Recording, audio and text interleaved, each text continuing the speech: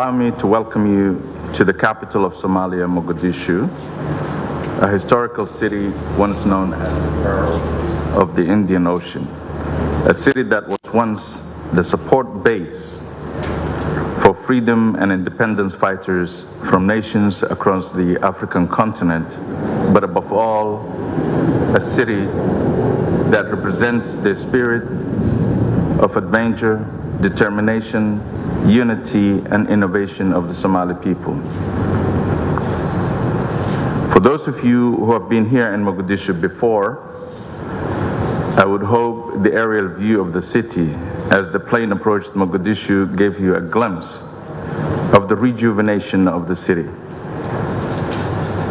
Indeed, Mogadishu, like the phoenix, is once again rising from the ashes, a harbinger of the Somali people's determination to realize stability, prosperity, and peace.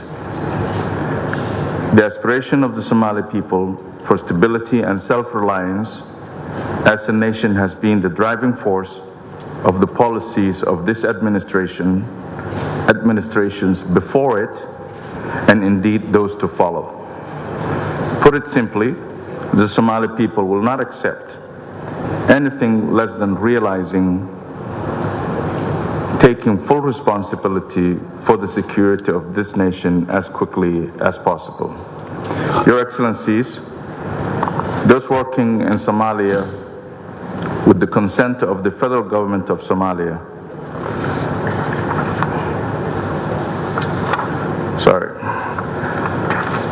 Your Excellencies, the Somali Nation owes so much to our African brothers, spearheaded by the African Union. But above all, the young men from our brotherly nations who have paid the ultimate sacrifice in support of the Somali Nation's goals of realizing stability.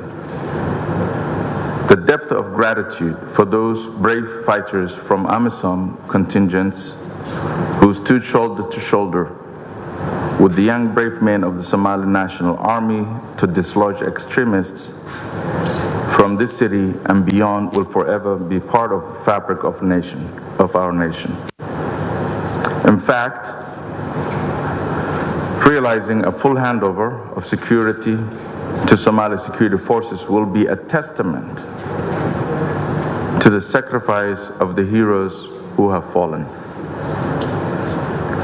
This is the reason why the federal government of Somalia has formulated the Somali Transition Plan and articulated its position that all partners, particularly our brothers in the AU and Amisom, must fully work towards achieving. Your Excellencies, the Somali Transition Plan provides not only clarity in how security transition is to be conducted, but also a clear break from an Amisom mission solely focused on security and a new AU mission able to support Somalia under the new political, governance, social, and security dispensation. However, what will not be accepted by the Somali Nation is foot-dragging, misrepresentation, and delays that hinder the implementation of a successful security transfer from AU mission to Somali security forces, particularly from those working in Somalia with the consent of the federal government of Somalia. Your Excellencies, for the sake of clarity, the position of the federal government of Somalia remains support to Somalia under a new African Union mission and its components post-2021 will be contingent upon the acceptance of the FGS. Somalia will not accept a new AU mission that does not accept Somali leadership and thrives on incoherency and politicization of peace operation, nor should it be accepted by the Peace and Security Council of the African Union. The post-Amisom African Union mission must be one able to work effectively with Somalia's leadership to achieve the goals that have been set. Such a mission will require the ability to support simultaneously combat operations, stabilization operations, and humanitarian efforts. This is the perspective Somalia will assess the viability of any mission going forward, and it's a view Somalia expects both the African Union Commission and the Peace and Security Council to fall fully behind.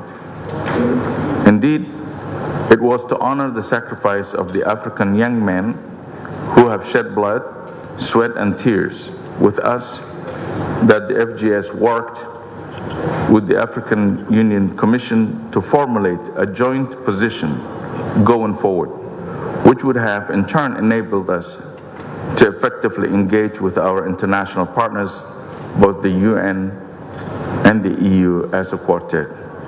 Your Excellencies, significant progress in developing the CONOPS, concept of operations, was made, a key component of the UN Security Council mandate, as well as operationalizing the articulation of the STP. However, regrettable, the PSC chose to ignore this positive development by adopting an option which the FGS has unequivocally rejected due to its impracticality, but above all, one that signals a message of regression rather than a move forward. Your Excellencies, you see here, the hybrid option